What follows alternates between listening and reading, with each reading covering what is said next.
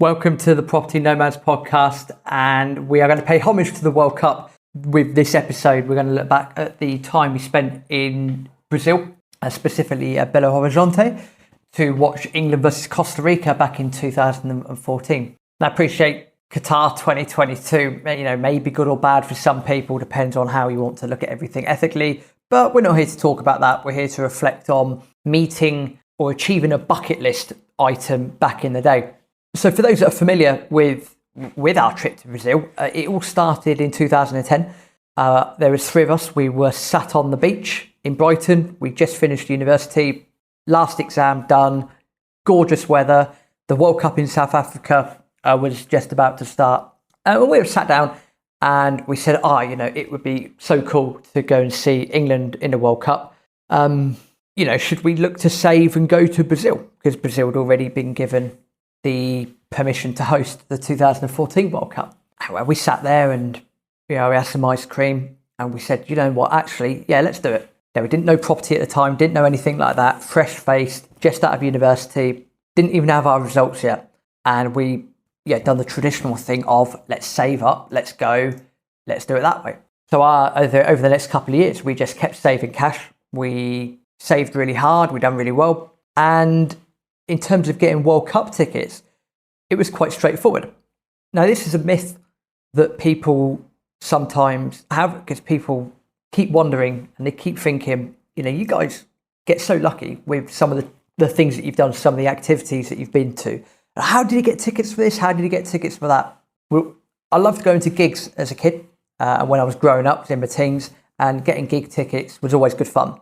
Especially, you get a night in Brixton Academy when you're 15, 16, 17. It is cracking. It really, really is. So getting hold of tickets is not a problem. In terms of, it's almost a case if you need to know where to go. And this was no different. What we found from World Cup in Brazil was that every fan could enter, or every international fan, you could enter a ballot. So you could basically pop your name into a hat. And if you got lucky, you got tickets. Like everyone else, World Cup final tickets at the world famous Maracanã, that would be absolutely perfect. Plus the final was on my birthday of 13th of July. So it would have been, the dreams start coming. England win the World Cup in Brazil on my birthday. Brilliant. And we thought, well, once England are qualified, let's at least try and get England tickets. Now, England have been placed in a group with Italy, Uruguay and Costa Rica. On paper, you look at that group and go, Italy's tough. Uruguay, can be quite tough. Costa Rica, not an issue. Everyone will beat them, no problem. But because we decided to stay in Rio de Janeiro for the duration of the World Cup, it was a lot easier to get tickets for the England-Costa Rica game. So that was the final group game for England, and it was in a place called Belo Horizonte, about 7 hours by coach. Easy. So we just popped our name into the ballot, and we ended up getting tickets for England-Costa Rica. Absolutely brilliant. That was a really cool day. And that's all we've done. There's no secret sauce. We popped our names in, got the tickets, got allocated the tickets, and we also got allocated some quarter-final tickets at the Maracanã, which ended up being France against Germany. Didn't end up with World Cup final tickets, unfortunately. All of that being said, we got to Brazil, and we were settled in Rio because we stayed there for 6 weeks.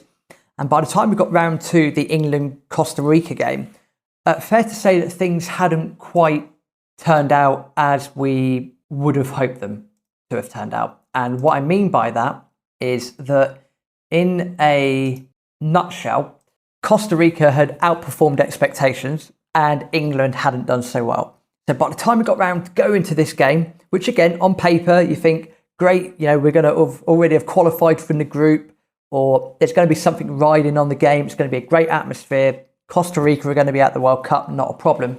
We turned up and Costa Rica had already qualified from the group because they'd beaten Italy and Uruguay, unbelievably, and England had lost against Uruguay and Italy. So England were already out. It didn't matter what they'd done. Costa Rica had already qualified from the group. So the game itself, the atmosphere itself was, certainly from an England fan's point of view, it was a damp squib. It was. I'm not going to say it was bad because I don't think that's fair because we were ticking something off our bucket list, but it was subdued. That's probably the best word. But it was a very subdued atmosphere for that reason. we were mingling with the England fans. We were having a chat with them. They were obviously, no one's very happy. You lose your opening 2 games. You're going home from the World Cup. You want to obviously do much better than we did. And the Costa Rica fans were loving it. They understandably so. They qualified from the group. They played good football. The game itself was terrible. It finished 0-0. I take solace from the fact that we held Costa Rica to a draw, and we were the only team in the group to do that. But also the fact that we saw Steven Gerrard and Frank Lampard's last games in an England shirt. And that means something. Obviously, being a Liverpool fan, watching Stevie G is always a delight. The other reason why it was a bit odd was that rather than stay in Belo Horizonte because of all the expenses involved with the hotels, they were quite expensive, we decided to get a bus from Rio. So we got an overnight bus from Rio, got into Belo Horizonte at 6 or 7 o'clock in the morning, spent most of the day walking around and sleeping in the parks. Probably looked like a few homeless people, but there was a lot of other England fans doing the same thing as well. I got to the game, had a couple of beers. It was an okay atmosphere on the outside because of Costa Rica fans having a good time. The England fans were a little bit miserable, and all of us looked sunburnt as well. The game itself wasn't that good, 0-0. And that same night, we got a night bus back to Rio de Janeiro. So overall, we were very tired for this experience. And I keep looking back at it, and I keep thinking that when you sit down and write your bucket list, and that could be whatever it is, for us it's a lot of football stuff, but it's also a lot of other travel related stuff, like going to Antarctica, seeing a blue whale, in their natural habitat. I'd love to see that. But watching England at a major tournament was up on the list of things to do. Obviously, seeing England win a major tournament is probably number 1 or 2 on my absolute I'd love to see that before I die list. The other one being to see New York Jets win Super Bowl. That would be, sport would be complete when that happens. So when I look back on it, I'm grateful for the opportunity to be able to go to the game, the opportunity to experience a new city, the opportunity to experience a new country, and to be able to afford that opportunity as well. I don't remember what the investment was into the tickets. I don't remember that. But when I look back on it, could it have been better? Yes, because it could have been a carnival atmosphere and England could have qualified, blah, blah, blah, blah, blah.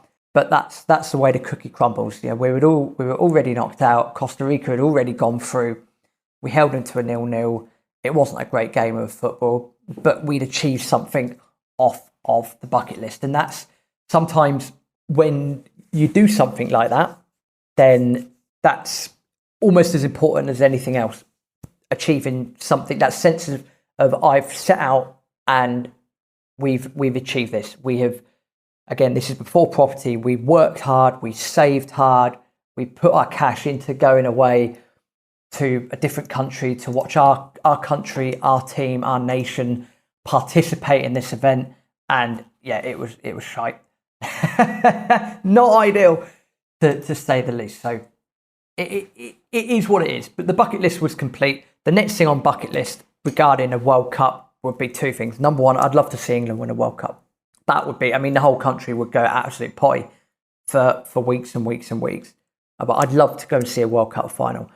But now, as time progresses, you start to get into that beast of, am I prepared to pay £4,000, whatever it is, to go to a World Cup final? Do I agree with the fact that how much money there is in football nowadays? Do I agree that if I pay for a World Cup final ticket, I'm effectively becoming FIFA's bitch? I don't know. I'm going to have to wrestle with that as time moves forward. But that is the next thing on bucket list, is to see a World Cup final. Because that would be, to say you were there, that experience is something to shout home about. And as we go through the episodes, it pains me to even think about having to record this episode, but we were at the Euro 2021 final, England-Italy, and I've never watched the game back. I don't want to.